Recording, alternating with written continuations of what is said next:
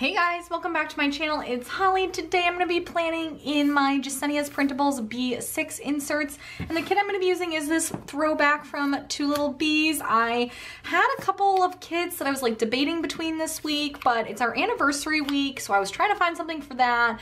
It's also kind of the start of fall kits for me, but I just couldn't find something that I felt like was perfect.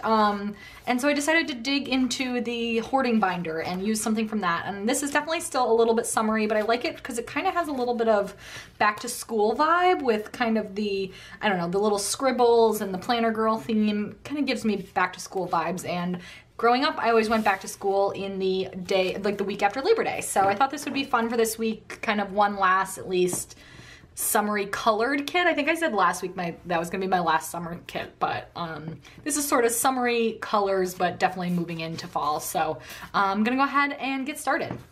Okay guys, so for this week's plan with me for the what I will call the boring parts, I will try to interject if there's any like other stickers, but I will go ahead and answer some questions that I've received. I'm going to try to do this going forward with my B6 plan with me, so make sure you let me know down below what questions you have. I did get a couple of people asking and then a couple of people thumbs it up about career advice, which I thought was really interesting.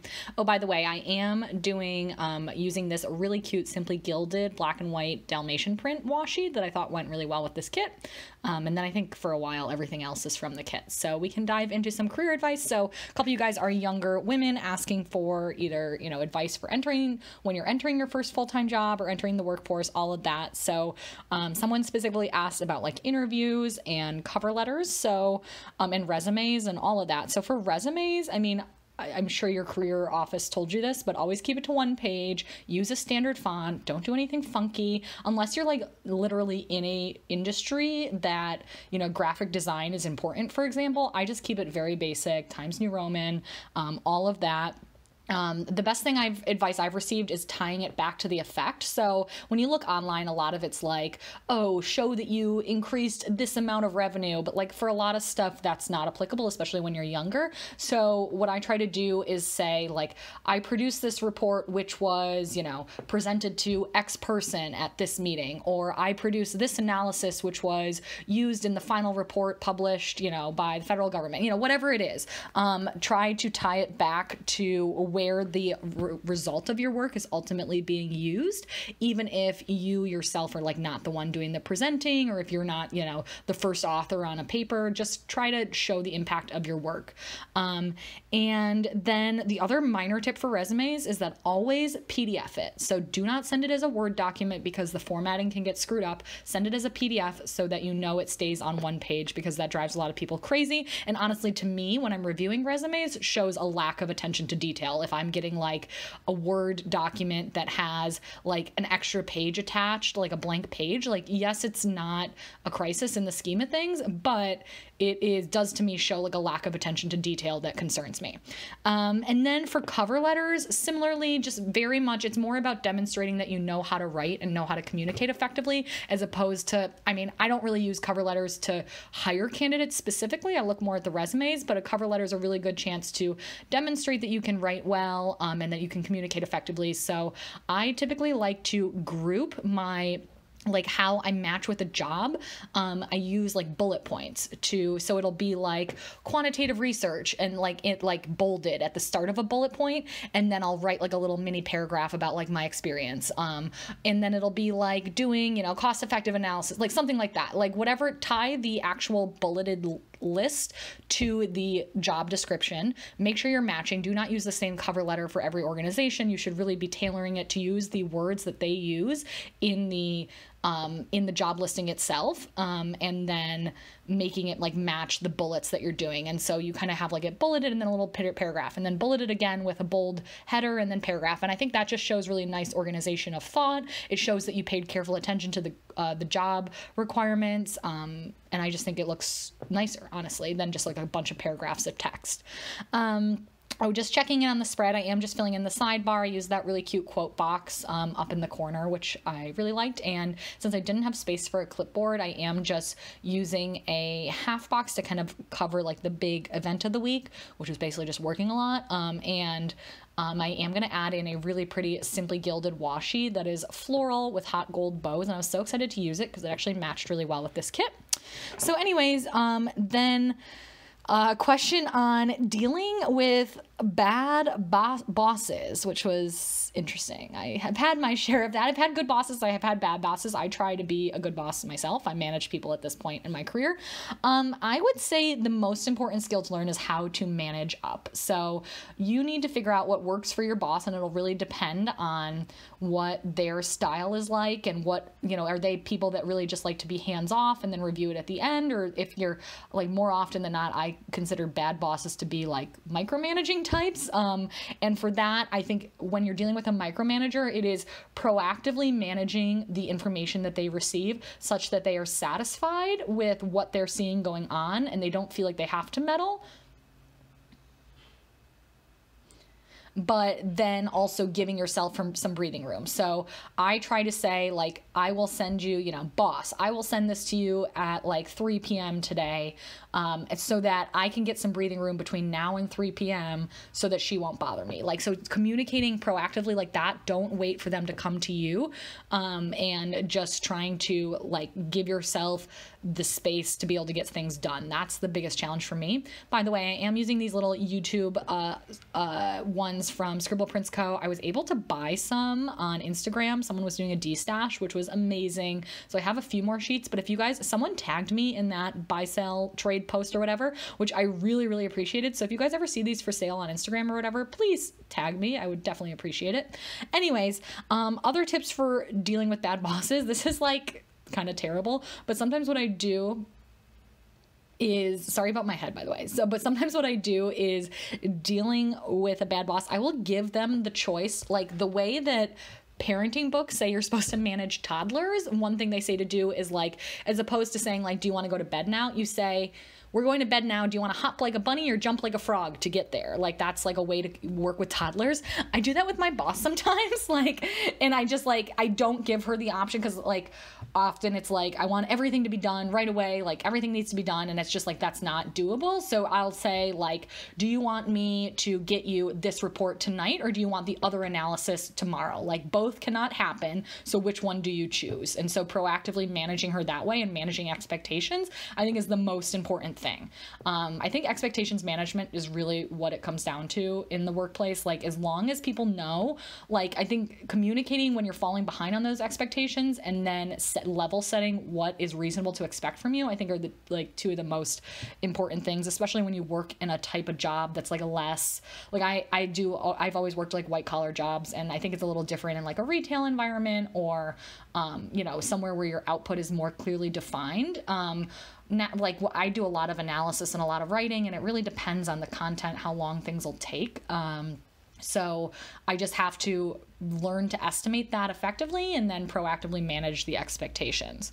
And then there was another question on asking for raises. So I have always worked at larger companies that have like defined kind of like review cycles. So I always know, like I've always worked somewhere where there is a set like I've mostly worked places where there's a set like cycle and I know when to expect it. However, my first job after college was at a small business, and I had to like specifically, so I found out that somebody was hired after me who was a dude, which irritated me, ended up getting like paid more than I had originally been hired at, and I was only like a, you know, a little bit above what he was making, even though I was the level above him, and I was just really irritated. And so I found out this information. I just went and I said, look, I don't think this is like reflective of what you guys want, you know, people to think of your organization, and I am doing something funky with the headers here.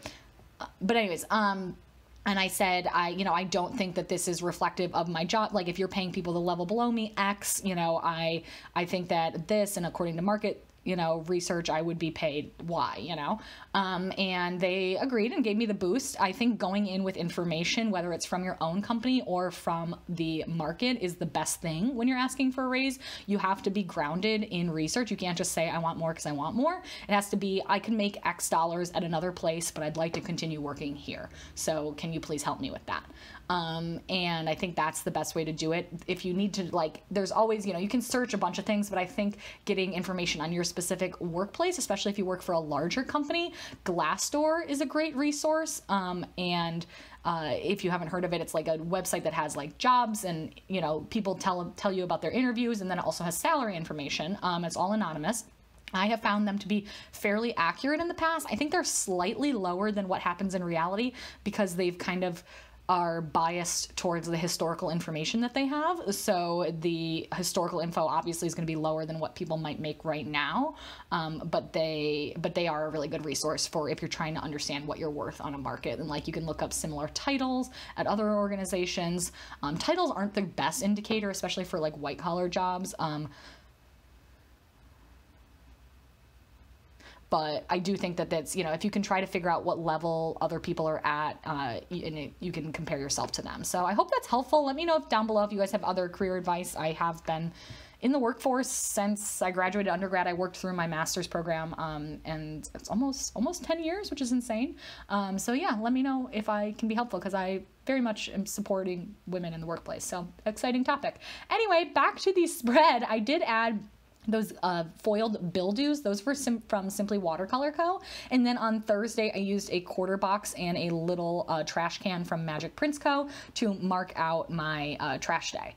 And then on to Monday, I did mark down that it was Labor Day on a half box using that Rose Colored Days transparent overlay. And then I just marked down I wanted to take some Instagram pictures with the little Instagram icon thing from the Two Lil Bees kit. I love those. They're like one that I hoard in my little sticker binder that I shared in a recent plan with me. And then on Tuesday, I used a little flag to mark down a reminder to myself, and then I am taking a quarter box and the laptop from the kit to note down doing some editing that night. And then on to Wednesday. Wednesday, it was my anniversary with Dan, so I took a half box to mark that, as well as a really cute little couple sticker from Once More with Love. I just thought that was sweet, a sweet way to mark us down and just to mark our anniversary. I've mentioned before, this planner is mostly for like reminders and minor to-dos, and then I plan like my more event style things in my Erin Condren. And so speaking of reminders, I wanted to remind myself on Wednesday, it was also a friend of mine's from college, a birthday, and so I use a little wonton in a million, little birthday dim sum, I forget which one that is, but really cute. And then on to Thursday, I'm trying to remember what I wanted to remember. But I used a cute little remember script and a little bow label from the kit, and kind of stacked them like that. And then I also wanted to note down that it was, we had our cleaning service coming that day. And then I didn't really like how it looked with all the white space at the bottom and the bar across the top, so I decided to switch the location of them, and I'm gonna go ahead and move that down in a second. Just sort of strange, and I'm grabbing a different flag just so there wasn't like teal right next to the other aqua box, or not teal, aqua.